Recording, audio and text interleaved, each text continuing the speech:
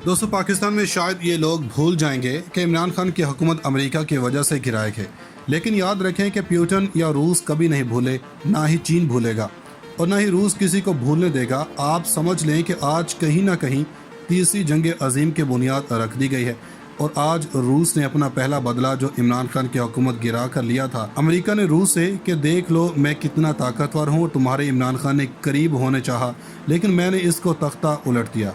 इसका जवाब में आज रूस ने इसका बदला चुका दिया है। लेकिन ये जान लें कि ये बड़ी जंग की बुनियाद है, क्योंकि रूस ने बल्गारिया और पोलैंड की गैस बंद कर दी है। यानी वो जो ख़तरा मंडला रहा था यूरोप के ऊपर, इन्होंने कहा था कि जो रूबल के साथ पेमेंट करनी है, अब देखें कि इनके पास बाकी क्या है। इनके पास चंद हफ्तों की गैस बाकी है। इसके बाद मामला इतना ख़तरनाक हो जाएगा कि इनकी इंडस्ट्री नहीं चल सकेगी। गैस की कीमतें एक घंटे के अंदर 20% बढ़ गई हैं और अगर इसमें दूसरे यूरोपीय मुमालिक शामिल हो गए तो 200 से 300% महंगी होगी और डिमांड पूरी नहीं होगी तो लोग गैस की शॉर्टेज से लोग मरना शुरू कर देंगे, क्योंकि यूरोप की सर्दी का अंदाज़ा सिर्फ इन्हीं को है। आज पुतिन ने क्लियर तौर पर अमेरिका को इमरान खान की हुकूमत गिराने पर पहला बड़ा थप्पड़ मार दिया है और अब बताया है कि वो इसका गला काटेगा। गैस बंद करके अमेरिका के हवारियों को तिगनी का नाच नचवाएगा। अब मसला यह है कि यूरोप को अमेरिका ने यकीन दहानी करवाई थी कि तुम रूस के खिलाफ जाओ, मैं साथ हूँ, मगर अमेरिका कुछ भी नहीं कर सका सिवाय पाबंदियों के। मगर रूस ने पाबंदियों का तरीकाकार निकाल लिया है। अब रूस ने अमेरिका को ऐसा जवाब दिया है कि अमेरिकी हुकूमत की नींदें उड़ गई हैं। यानी रूस ने अमेरिका और यूरोप की इशारत पकड़ ली है। अमेरिका समझ रहा था कि यूक्रेन के मामले पर पाबंदियाँ लगाएंगे और ये पाँव पकड़ लेगा, और पुतिन ने कहा है कि अब अगर पेमेंट करनी है तो रूबल में करो और गैस खोल दूंगा। यानी पुतिन ने इन्हें पाँव पर गिरने पर मजबूर कर दिया है। अब देखें कि हालात इतने सेंसिटिव हो गए हैं कि कोई मुल्क नहीं चाहेगा कि हालात तीसरी आलमी जंग की तरफ जाएं।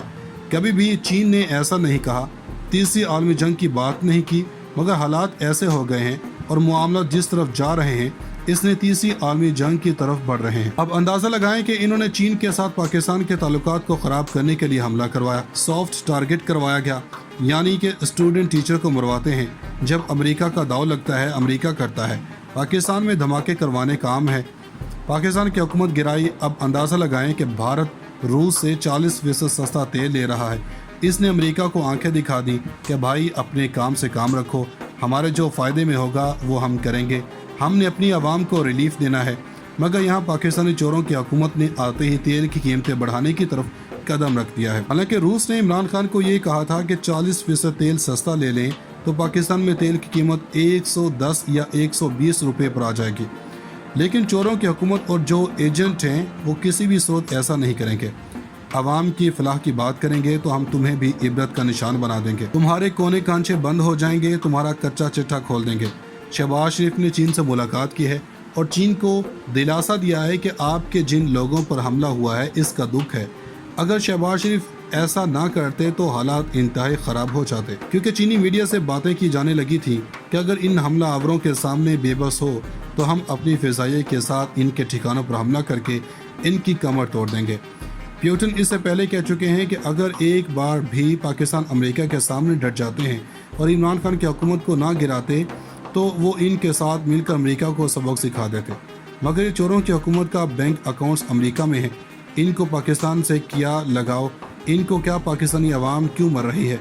जब तक ये गद्दार हैं इनके लिए पाकिस्तानी अवाम को बेवकूफ़ बनाना इंतहाई आसान है। मगर इनके बच्चे और तमाम बिजनेस बाहर हैं, ऐसे में ये कभी भी पाकिस्तान का भला नहीं सोच सकता। अब रूस ने साबित करके दिखाया है कि अमेरिका और यूरोप को घंटों में कैसे गिराते हैं, मगर हमारे यहाँ कैसी हैसियत है।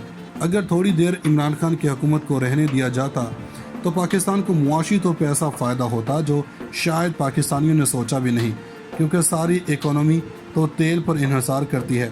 रूस से सस्ता तेल पाकिस्तानियों के मुफाद में था। जैसे जैसे अमेरिका, भारत और सऊदी अरब का इतिहाद मजबूत हो रहा है, वैसे वैसे पाकिस्तान अमेरिका से दूरी इख्तियार करते हुए चीन, रूस और शायद ईरान के साथ मुमकिन इतिहाद की तरफ बढ़ रहा है। दिफाई तज्ज़ियाकार हर्षा काकर कहते हैं कि रूसी सदर व्लादिमीर पुतिन और इनके चीनी हममनसब शी जिनपिंग दुनिया के दो ताकतवर लीडर हैं और इनकी अपने मुल्कों पर गिरफ्त बहुत मजबूत है।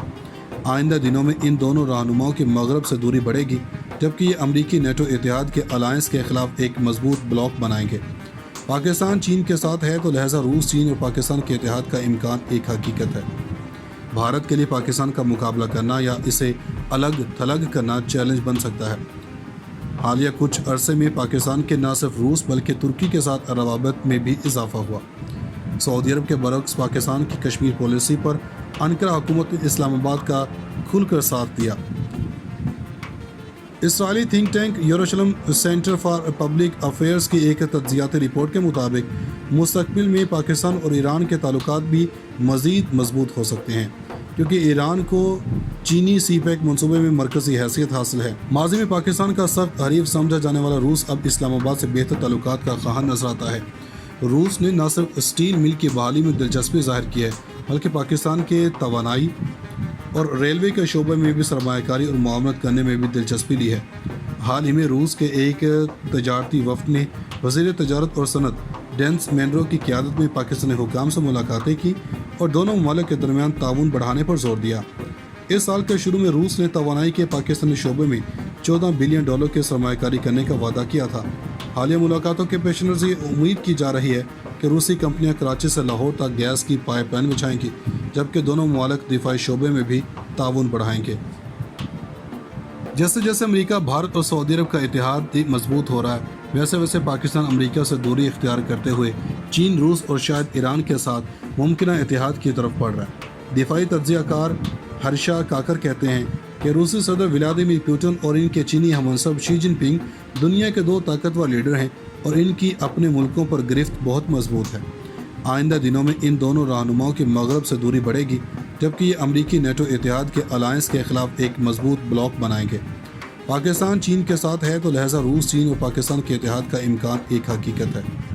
بھارت کے لیے پاکستان کا مقابلہ کرنا یا اسے الگ تھلگ کرنا چیلنج بن سکتا ہے۔ حالیہ کچھ عرصے میں پاکستان کے نہ صرف روس بلکہ ترکی کے ساتھ روابط میں بھی اضافہ ہوا۔ سعودی عرب کے برعکس پاکستان کی کشمیر پالیسی پر انقرہ حکومت نے اسلام آباد کا کھل کر ساتھ دیا۔ اسرائیلی تھنک ٹینک یروشلم سینٹر فار پبلک افیئرز کی ایک تجزیاتی رپورٹ کے مطابق مستقبل میں پاکستان اور ایران کے تعلقات بھی مزید مضبوط ہو سکتے ہیں، کیونکہ ایران کو چینی سی پیک منصوبے میں مرکزی حیثیت حاصل ہے۔ ماضی میں پاکستان کا سخت حریف سمجھا جانے والا روس اب اسلام آباد سے بہتر تعلقات کا خواہاں نظر آتا ہے۔ روس نے نہ صرف اسٹیل مل کی بحالی میں دلچسپی ظاہر کی ہے بلکہ پاکستان کے توانائی اور ریلوے کے شعبے میں بھی سرمایہ کاری اور معاونت کرنے میں بھی دلچسپی لی ہے۔ حال ہی میں روس کے ایک تجارتی وفد نے وزیر تجارت اور صنعت ڈینس مینرو کی قیادت میں پاکستانی حکام سے ملاقاتیں کی اور دونوں ممالک کے درمیان تعاون بڑھانے پر زور دیا۔ اس سال کے شروع میں روس نے توانائی کے پاکستانی شعبے میں $14 بلین کے سرمایہ کاری کرنے کا وعدہ کیا تھا۔ حالیہ ملاقاتوں کے پیش نظر یہ امید کی جا رہی ہے کہ روسی کمپنیاں کراچی سے لاہور تک گیس کی پائپ لائن بچھائیں گی، جبکہ دونوں ممالک دفاعی شعبے میں بھی تعاون بڑھائیں گے۔